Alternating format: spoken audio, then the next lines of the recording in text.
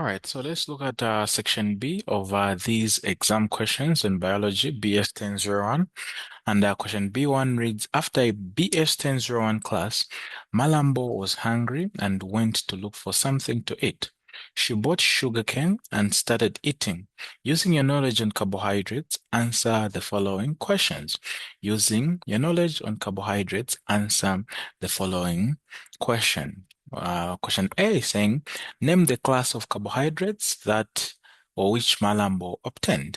Name the class of carbohydrates which Malambo obtained. Okay, so basically from what they've asked in question A, we can tell to say the question is just basically testing your knowledge on carbohydrates. Very important. So they've told us to name the class of carbohydrates to which Malambo obtained. And if you look at sugarcane, sugarcane contains sucrose. Is this? Sugarcane contains sucrose. And if you look at sucrose and the classification of carbohydrates, we say the classification of carbohydrates uh, is basically based on the number of repeating units that you're talking about. So since sugarcane contains sucrose, you're going to notice that it's made up of two repeating monomer units. We discussed the formation of sucrose already. We said sucrose is made up of glucose, but also fructose. So since this sugar that is found in sugarcane is made up of two repeating monomer subunits, which are glucose and fructose, we're going to conclude that the class of carbohydrates which Malambo obtained was the disaccharides. So the class was the disaccharides. That's the classification of the sugar that Malambo obtained. Question B is saying, write a word equation of the reaction that was taking place in Malambo's small intestines as she was eating the sugarcane.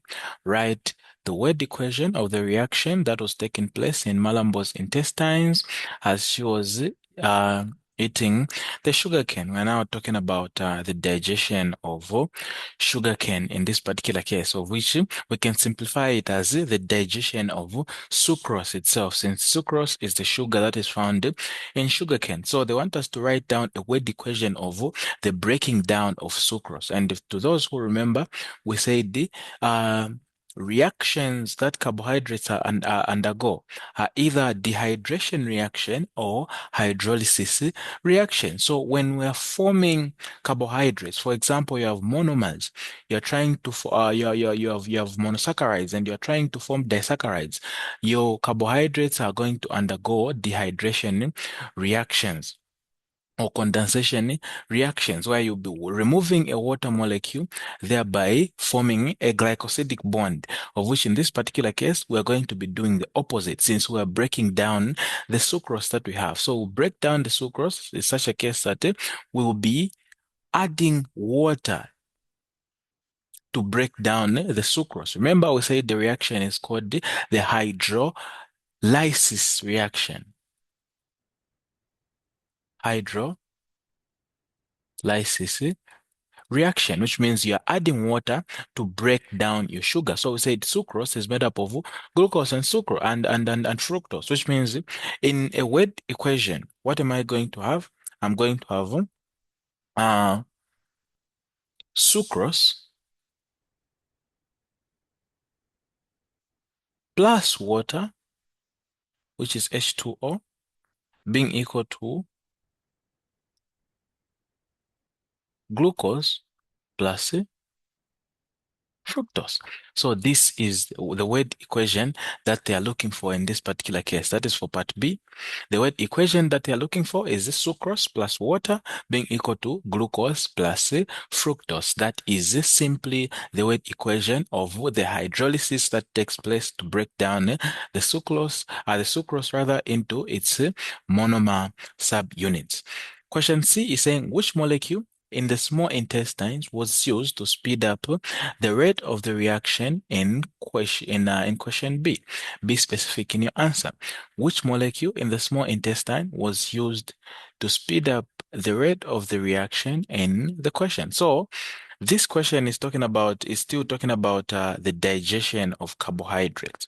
And remember, we discussed already about enzymes, and we explained or defined enzymes as chemical substances, the proteins that speed up the chemical reaction. So in this particular case, they're asking about the molecule which was used to speed up a chemical reaction, which was the breakdown of sucrose in this particular case. And we are basically just required to state or to name the enzyme, the specific enzyme that is used in the breaking down of sucrose, which is known as sucrase. So we have sucrase as the enzyme that is used to break down the the the molecule which is sucrose in this particular case. So sucrose is broken down in the intestines by an enzyme known as sucrase, as simple as that. Question D is saying illustrate the hydrolysis of carbohydrate which Malambo obtained from sugarcane. Illustrate the hydrolysis of the carbohydrate which Malambo obtained from the sugarcane. All right, and we've looked at these questions multiple times. We are looking at the breaking down of sucrose from sucrose into fructose, but also glucose, which are the monomer subunits. So we're supposed to illustrate the hydrolysis, and we've looked at this question multiple times. So in this particular case, we are looking at the hydrolysis, which means we're supposed to begin our reaction with a full molecule of sucrose. We're going to begin our reaction with the full molecule of sucrose. So sucrose is made up of what? It's made up of an alpha glucose molecule and a beta fructose molecule. So what are we going to say? We're going to have, I'll illustrate it from the bottom here. I have my glucose.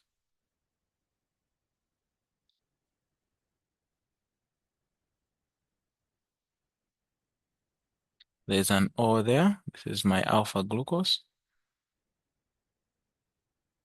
An H, and it is going to have an O there, which is the glycosidic bond itself. The fructose here.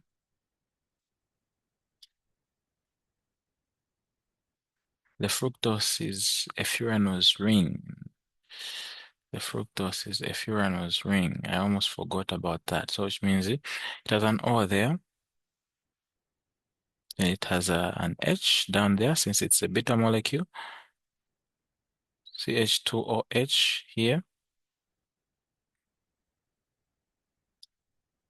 Then like that, you have your H.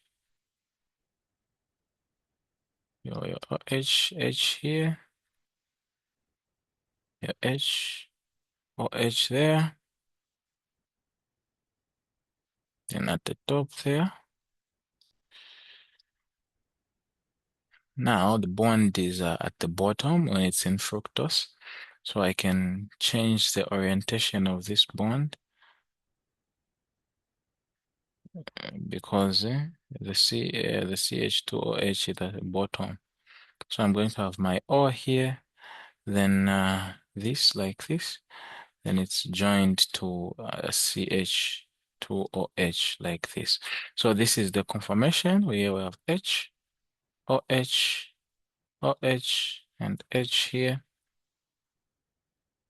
an H there, an OH there, and a CH2OH there with an oxygen there. So this is the molecule of fructose like this. So this is 1 here, 2, 3, 4, and where is the fifth one?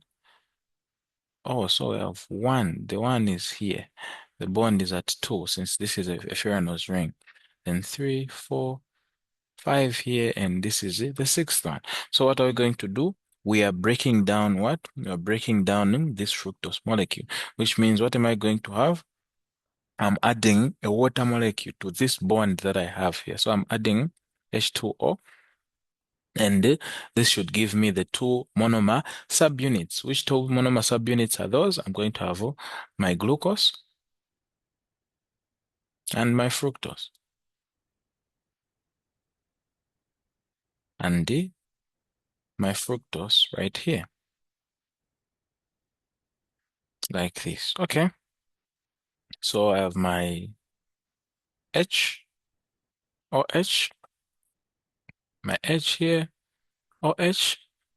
I have my OH there, and my H there, H, OH, CH2OH. This is my glucose.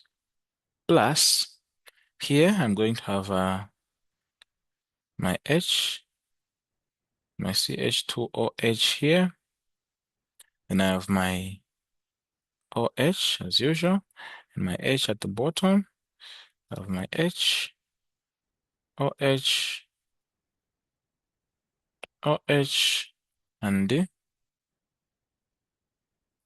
CH2OH. So this is my fructose, and this is my glucose. So this is the breaking down of the molecule that they've talked about.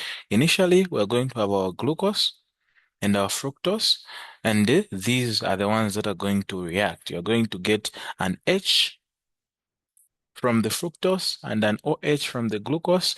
When these two guys when these three molecule atoms are removed, you're going to remove a water molecule, which is the one that will be adding again when you want to break them down to that form. So you add, or you get the O2 or the OH from the oxygen and the H from the fructose to form a glycosidic bond in fructose like that. So that's the molecule of fructose, just like this.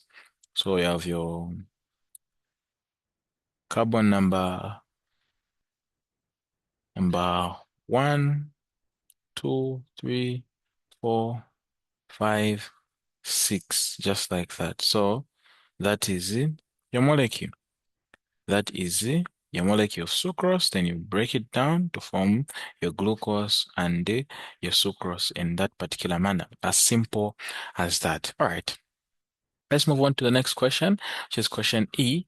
This was question D. Question E is saying Malambo obtained energy from the carbohydrate she ate.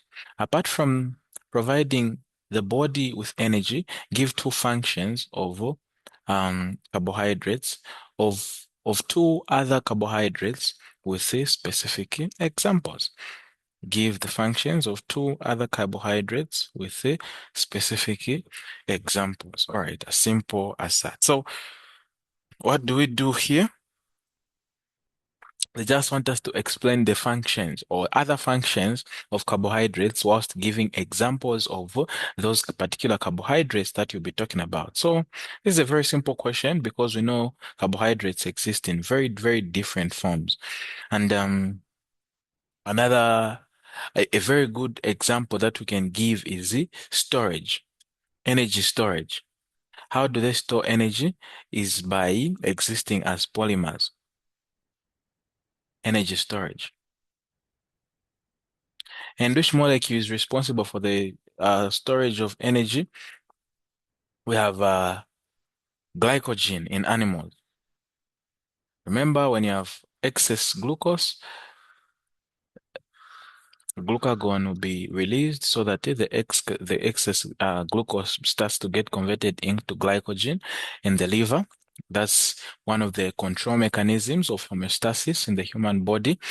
Then in plants, it's stored as starch. So energy storage as glycogen in animals, this is carbohydrates, but also as starch in plants. So it's used for energy storage. Then it's also used for what? Also used for structural support. So we can also talk about structural support. Structural support. Structural support. And the specific example that we can give on this particular case is the cellulose. You'll find it in cell walls of plants, but also some prokaryotic cells like bacteria. You'll find that they have a cell wall which contains, in plants specifically, The cell wall that is contained in plants is made up of what? Is made up of cellulose. But yes, those are some of the examples of the functions of carbohydrates, and that marks the end of question B1. That marks the end of question B1. Let's move on to the next question, which is question B2. And question B2 is basically talking about proteins from the first statement, and it's saying proteins are essential biomolecules composed of amino acids linked by peptide bonds. They perform a wide array of functions, including structural support, catalyzing biochemical reactions, transporting molecules, and deregulating physiological processes. Understanding their structure and function, understanding their function as their structure and function is fundamental in biology. Using your knowledge on protein structure and function, illustrate from the formation of a dipeptide.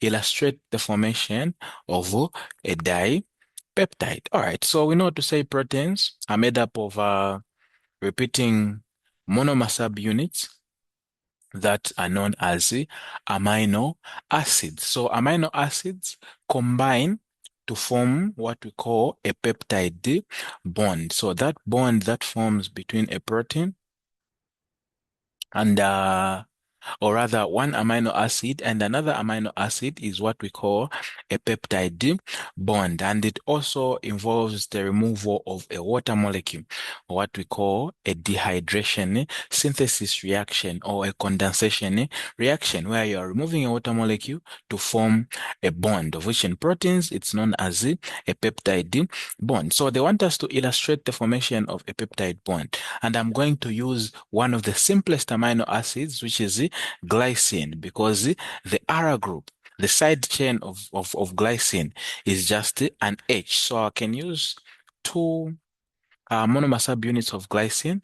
We know to say the general structure of an amino acid is made up of a carbon there, a carbon, an NH2 on one end, like this. We have the R group here and the hydrogen there. Then we have a double bond or a carboxylic group here and an OH there. Then we're going to add another group here, which will be NH, C, double bond O, single bond OH, an H there, and an R group. So they said you're just illustrating the formation of a dipeptide. So it is not necessary for you to use a specific amino acid. You can just use the general structure of an amino acid. But in this particular case, you can know to say the simplest form of an amino acid that you can talk about is glycine, because glycine just basically has H as its side chain there. H as the side chain. So even if you put glycine, that will be the same. So you can say glycine plus glycine, glycine plus glycine here, and we're going to perform the same reaction.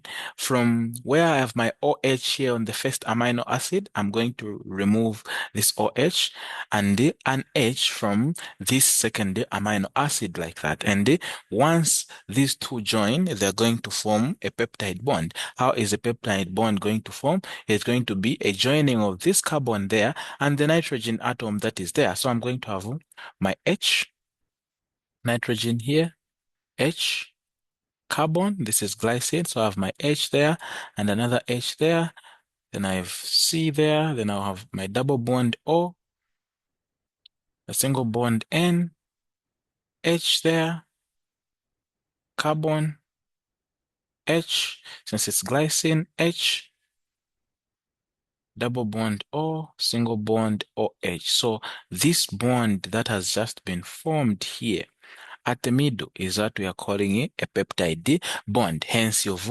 illustrated the formation of a dipeptide, but since you are removing a water molecule, you're also going to have water as a byproduct. You're going to have water as another product. So you're forming this protein using this peptide bond plus a water molecule, because you've just removed a water molecule from your two amino acids. You've removed one molecule in order for you to come up with this bond that is here. So this is illustrating the formation of a peptide bond. And that is question A.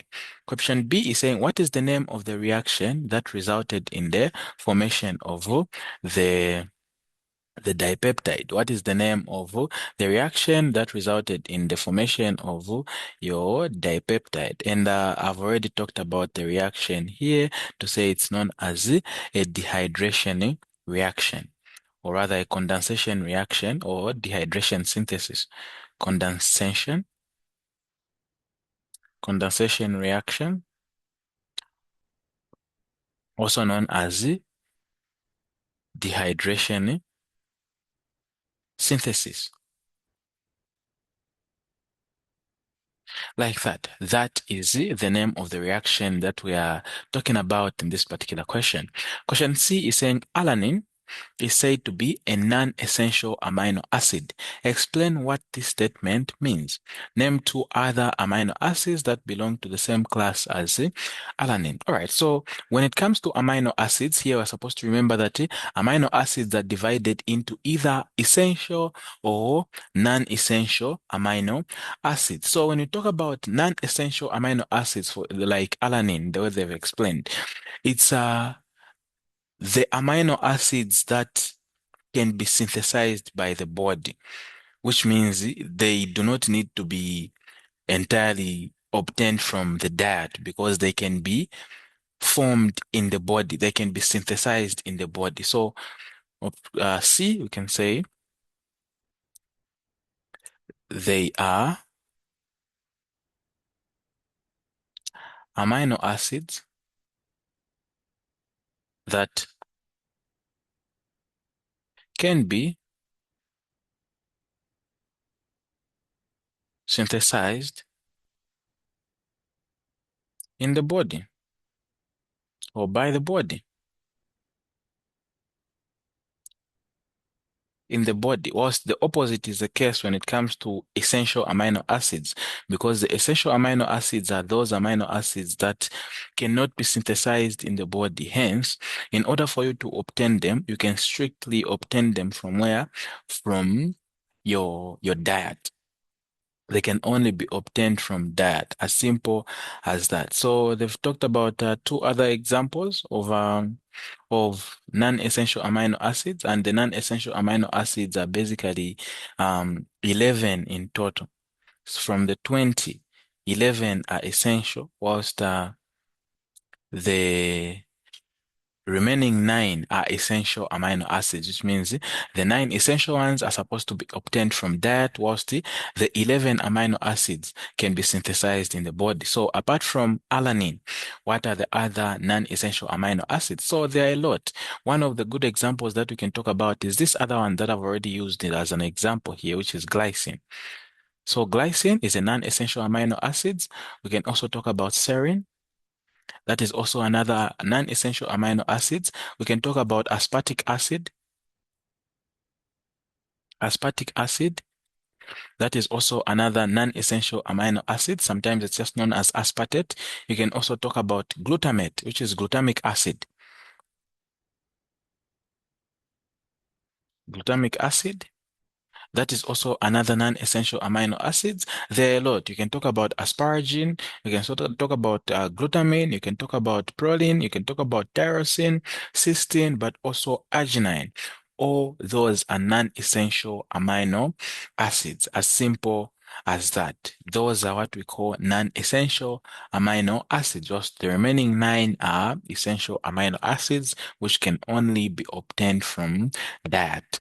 Question D is saying complete the following table in your answer booklet by identifying the specific protein that exists in the different organization levels of a protein structure. All right, so we are now talking about protein structure.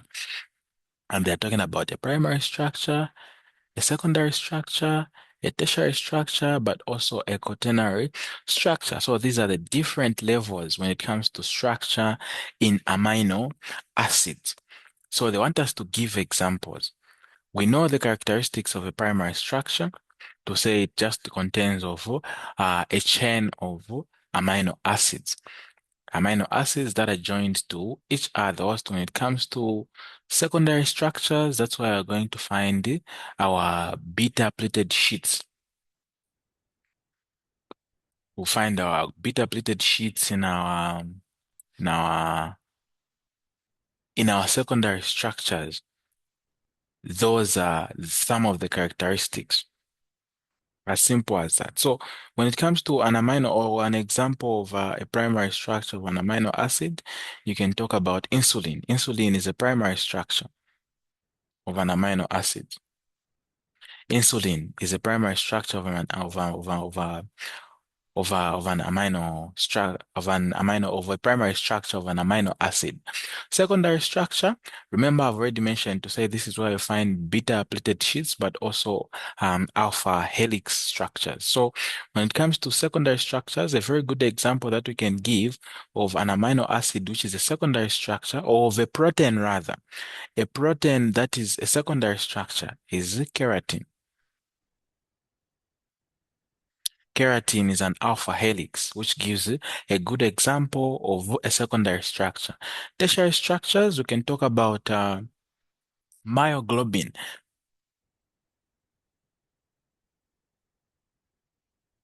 Myoglobin is a very good example of a tertiary structure. Also, when you talk about a quaternary structure, you can bring in hemoglobin. So these are some of the examples of the different levels of proteins. When you talk about primary structure, remember, you're just talking about the linear sequence of amino acids, which is held by the peptide bonds themselves. And the good example that we can talk about is insulin, as we have explained. When it comes to a secondary structure, you're going to find that the linear sequences of peptide bonds will start folding now. Once they start folding, they're going to form what? They'll form alpha helix, but also beta plated sheet. And a good example that you can give is a keratin structure of a protein. When you talk about tertiary structure, that's why you find the three-dimensional folding of the peptide, the peptides themselves. So these are three-dimensional proteins when it comes to tertiary structures. What's the quaternary structure? We're now talking about a combination of multiple subunits into a single functional a protein, of which one good example that we can give is um, uh, hemoglobin itself. Very, very important. Very, very important. Even collagen. Collagen is also a very good example of uh, of of of a quaternary structure of a protein. Very, very important. Yes, yes, yes. That is about question 2. We can move on to the next question, which is question B3. And question B3 is saying cyanide. Cyanide is a poison that kills those who are exposed to it. Cyanide is a poison that kills those who are exposed to it.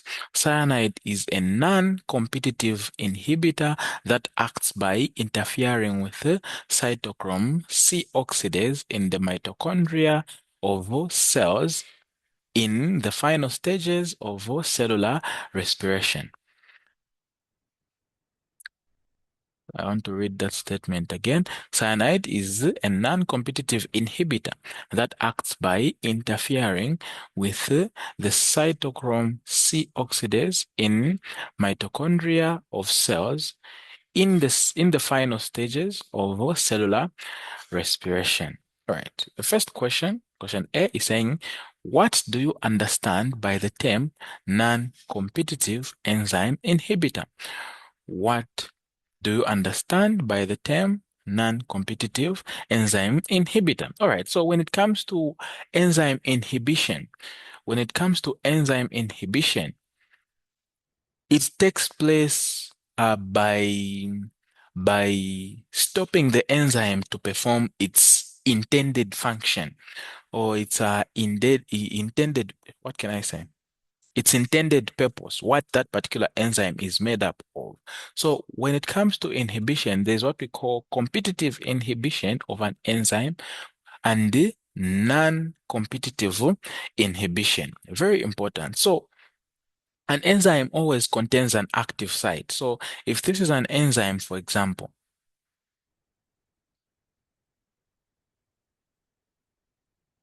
you find that this is where the the the metabolite is supposed to attach. This is where your metabolite is supposed to attract, or your substrate. Maybe we can just say a substrate. So I'll call this an active site, not a metabolite, but I can say a substrate. This active site is where the substrate is supposed to bind. And when it comes to competitive inhibition, you find that an inhibitor is going to reduce the enzyme's activity by binding to this active site. That is what we call competitive inhibition. So this is an inhibitor. It binds to the active site, and that is known as a competitive because the inhibitor is competing for the active site with the substrate itself. Competitive inhibition. This is what we call competitive inhibition. But sometimes these same enzymes contain what we call an allosteric site, which is another site apart from the active site itself. So which means if this is the enzyme like that, that is the active site there. Behind here, we're going to have another site. Behind here, we're going to have another site. This site is known as what? It's known as an allosteric site.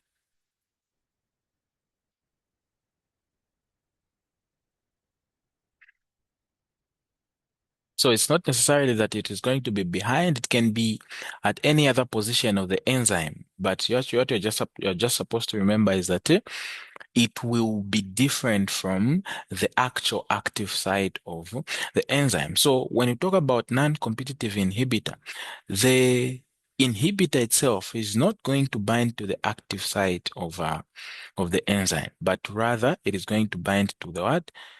To the allosteric site. So it will bind to the allosteric site. This is where the inhibitor will bind. Inhibitor. The inhibitor is going to bind to the allosteric site. And once it does that, it is going to change the shape of the enzyme. And once that happens, it will greatly reduce the enzyme activity, hence preventing the enzyme from functioning properly.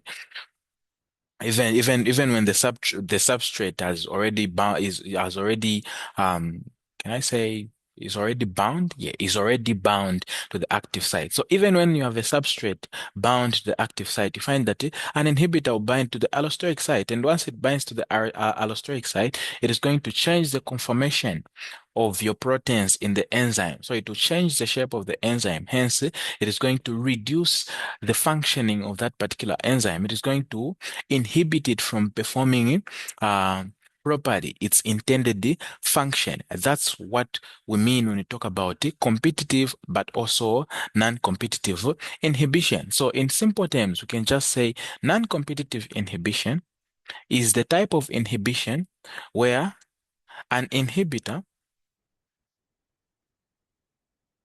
an inhibitor binds to an allosteric site,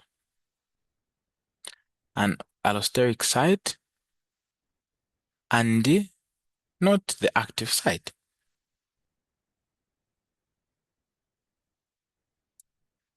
The active site to reduce the function of the enzyme. Of the enzyme.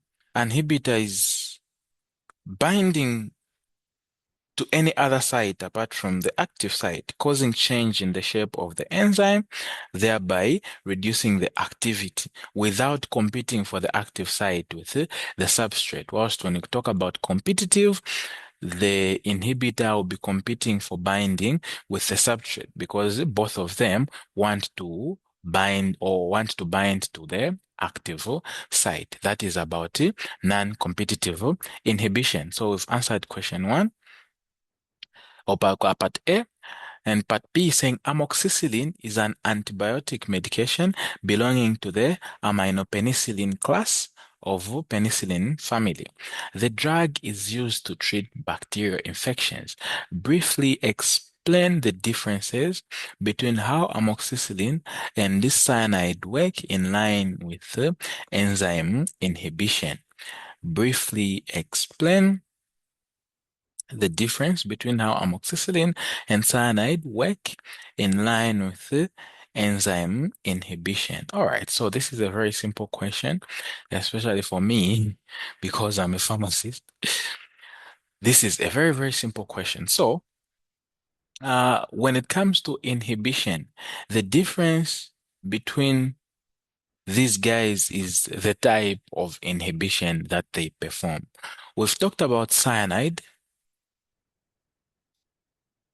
being a non-competitive inhibitor,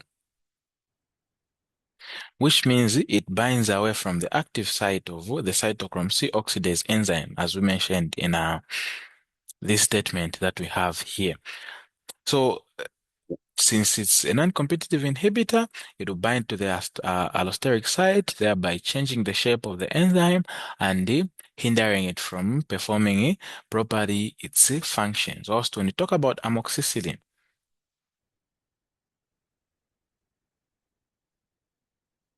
amoxicillin acts more like a competitive inhibitor. So this guy is a competitive inhibitor. It's a competitive inhibitor because it resembles the substrate itself that is involved in the synthesis of the cell wall of the bacteria. So what happens? It is going to bind to the bacterial enzyme, and once it does that, it's going to block the cell wall synthesis. It binds to what we call penicillin binding proteins, and once it's bound to those, it is going to hinder the synthesis of the cell wall. That's how amoxicillin actually functions. It functions by blocking the formation of the cell wall of bacteria. And once they cannot form their cell wall, it that means they also lose their integrity. No cell wall, the bacteria cannot survive. That's how amoxicillin works. So this one, cyanide is a non-competitive inhibitor, whilst amoxicillin is the is a competitive inhibitor. That means amoxicillin binds to the active site, whilst cyanide binds to what? To the allosteric site. So these are some of allosteric site. These are some of the differences that you're supposed to give. This one binds to the allosteric site. This one binds to the active site. This one does not compete with the substrate, whilst this one competes with the substrate. So this one directly interferes with the enzyme's active process because it competes with a normal substrate for the that is involved in the bacterial cell wall synthesis. As simple as that. That's about amoxicillin, but also cyanide, or the difference between these two. The other one performs non-competitive inhibition, whilst the other one performs the competitive inhibition. Question C is saying malonate is an inhibitor of succinate dehydrogenase. Malonate is an inhibitor of succinate dehydrogenase. The diagram below show the structural formulae of succinate and malonate. The diagram below show the structural formula of succinate and malonate. Explain how malonate inhibits succinate.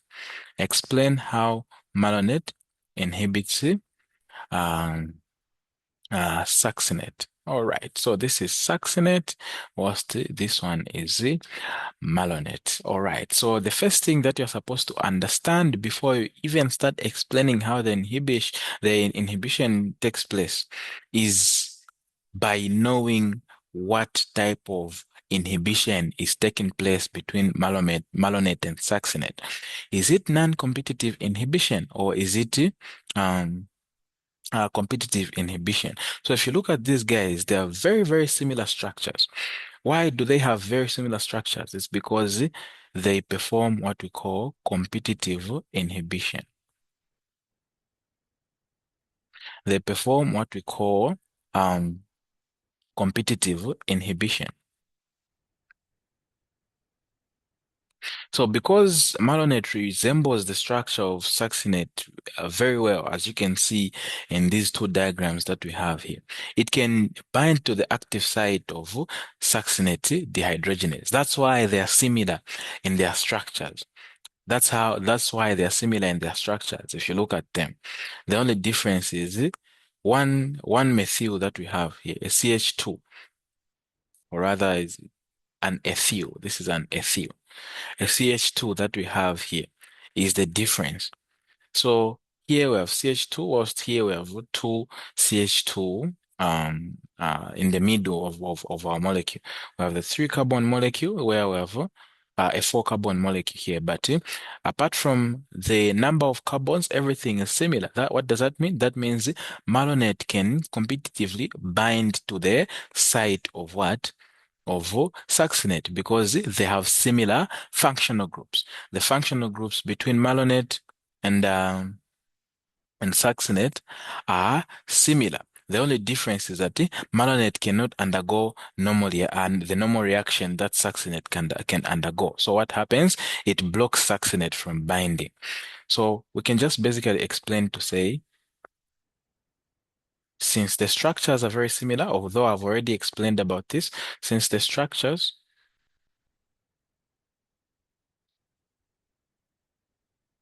are very similar,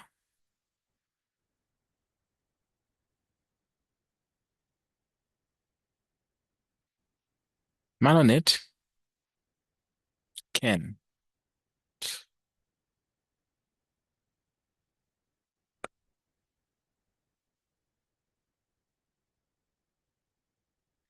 bind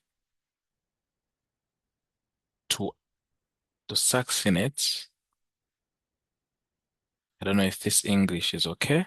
Active site. Active site. Therefore,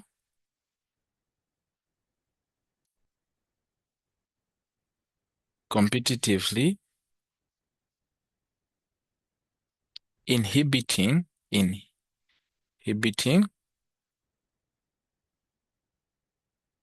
the action of succinate. So it's as simple as that. There is competitive inhibition that is taking place. Malonate can bind to the active site for succinate, and once it's bound, it's going to block succinate from binding. If it's bound, since they are competing for the same active site, succinate will not bind. As simple as that. As simple as that. That's how we can answer part C of this particular question. Then we can go on to the next question. And the next question is saying, how can the effects of malonate be reversed? So we are now trying to reverse the inhibition. How can the effects of malonate be reversed? All right, so how can we reverse competitive inhibition? That's the general idea that is behind this particular question. How can we reverse competitive inhibition? So we can reverse competitive inhibition by what? By increasing the concentration of the substrate. Increasing substrate concentration. Substrate concentration. Such when you increase the concentration of the substrate, of which in this particular case, you're increasing the concentration of succinate, you are increasing the probability, the chance of a succinate substrate binding to the active site than the inhibitor itself. That's how you are preventing this inhibition, or that's how you are reversing this inhibition by increasing the chances of the intended substrate binding to the active site, which is succinate in this particular case. So you can just basically do what? Increase the concentration of the substrate in this particular case. Competitive inhibition is reversible. It just depends on the ratio of your inhibitor to the substrate, the substrate itself. So once you have your high concentrations of succinate, they're going to swarm the active site such that they're going to have a higher chance of binding to the active site than the malonate, which is the inhibitor itself. As simple as that. And that, ladies and gentlemen, is all about question B3. Can move on to the last question, which is B4. Can move on to the last question, question B4. And question B4 is talking about lipids. All right, I've just seen the key term. It's talking about lipids. So the question is saying the term lipid is a general description of a class of molecules that are insoluble in water but soluble in nonpolar solvents such as chloroform, hydrocarbons, or alcohols. All right, so these are just solutions that are, or not solutions, or rather uh, hydrophobic substances where lipids are soluble. Yes, these hydrocarbons, nonpolar solvents. So they are saying, answer the following questions on lipids with 1 to 3 word only in your answer booklet. Okay. Answer the following questions on lipids with 1 to 3 word only in your answer booklet. Question A.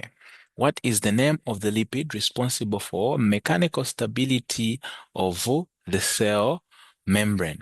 What is the name of the lipid that is responsible for the mechanical stability of the cell membrane? All right, so the lipid that is responsible for mechanical stability in cell membranes is very simple, and I know everyone knows about this one. That's why they've said 1 to 3 words. So the lipid that is responsible for mechanical stability is known as cholesterol.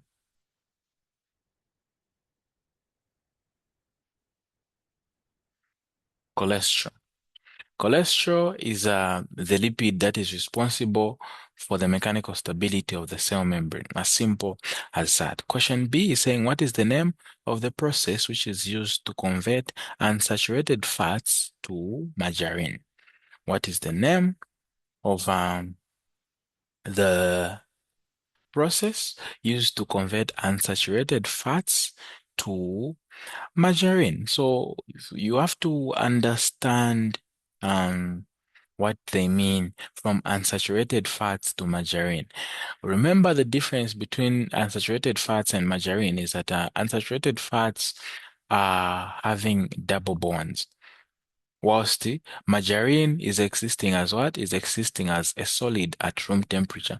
And the reason it's existing as a solid at room temperature, it's because its molecules are tightly packed, and they are only tightly packed when they are less double bonds. How do you lessen those double bonds? It's by adding extra hydrogen atoms. So what do we call the process of adding excess hydrogen atoms? Is known as the hydrogenation.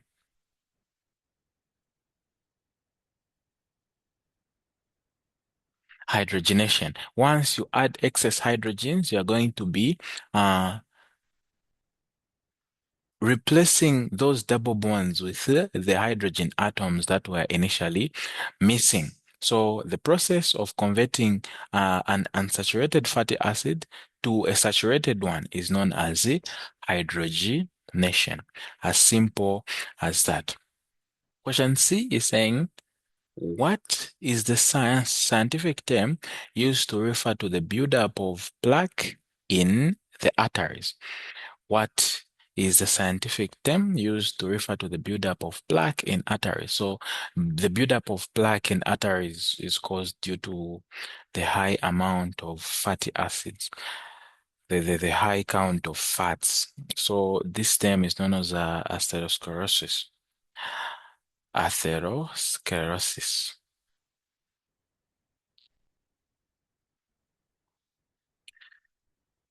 Sclerosis. This is the term that is used uh, to refer to the buildup of plaque in arteries. Very, very, very important. This is a very, very serious medical condition. That's why people are always advised to eat healthy because when it comes to atherosclerosis, you find that once there's a buildup of plaque in your arteries, they are going to cause other conditions. For example, it can lead to stroke. Your brain is being uh, deprived of oxygen because there is no enough blood that can reach the brain rather. You can have hypoxia, low oxygen in some other parts of the body, and someone starts to turn blue. Huh?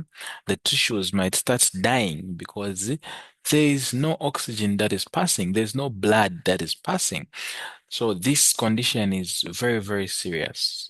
That's the medical condition that is used to refer to the buildup of plaque in the arteries. Question D is saying, what is the scientific term for good cholesterol? What is the scientific term for good cholesterol? All right, so the good cholesterol that they're talking about here is known as HDL. I'm sure some of you have heard about it. HDL or high density lipoproteins.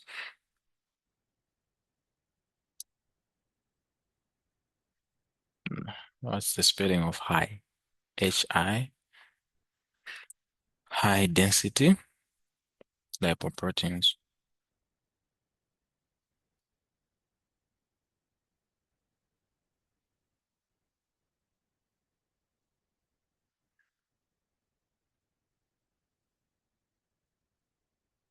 High density lipoprotein, that is, or HDL, that is the term that is used to refer to good cholesterol because it's mostly the one that is responsible for the absorption of bad cholesterol in the blood. It helps in carrying the bad cholesterol back to the liver so that it can be metabolized. So that's why it's known as a good cholesterol or high density lipoproteins. That's question D. Question E is saying, give one example of an essential fatty acid. So just as we explained when we were talking about non-essential amino acids and the essential amino acids, the same is the case when it comes to fatty acids. So when you're talking about essential fatty acids, you're just basically talking about those that cannot be synthesized in the body, the fatty acids that cannot be synthesized in the body. And one good example that we can give of an essential fatty acid is linoleic acid.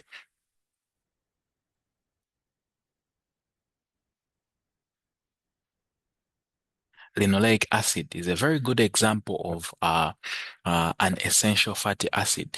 We know what an essential fatty acid is, and linoleic acid is a very good example of an essential fatty acid. Question F, give one example of a non-essential fatty acids. And this one is also very simple because we talked about it in the tutorial sheet. This is palmitic acid.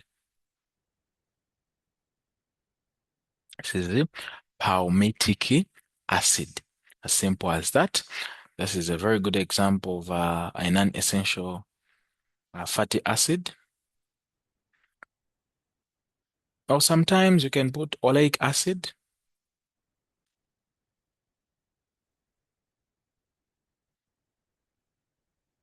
Oleic acid, even stearic acid itself.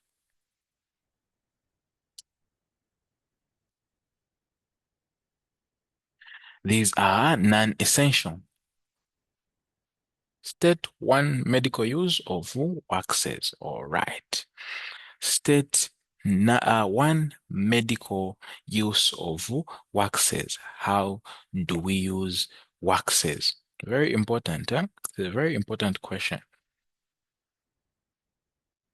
What is the medical term of waxes? So this one, I believe each and every student can answer so long as they've attended a class before. It is mostly used for the preparation of ointment.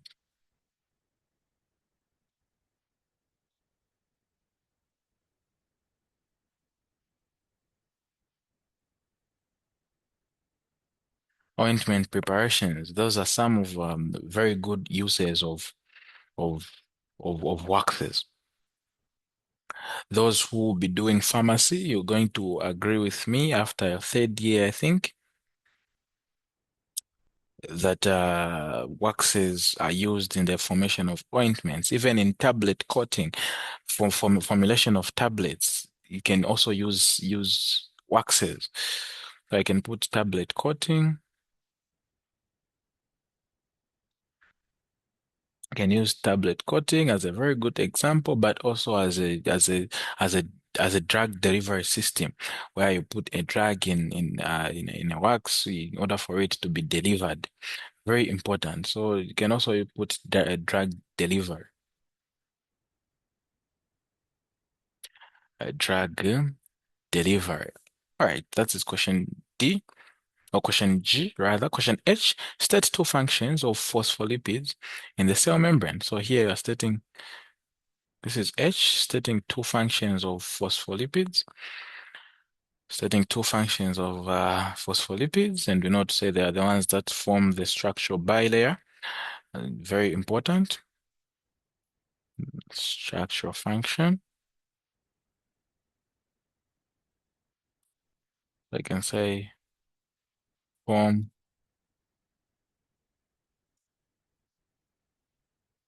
phospholipid bilayer, which is the structural function, but they also regulate movement of substances. Since it's basically the cell membrane itself.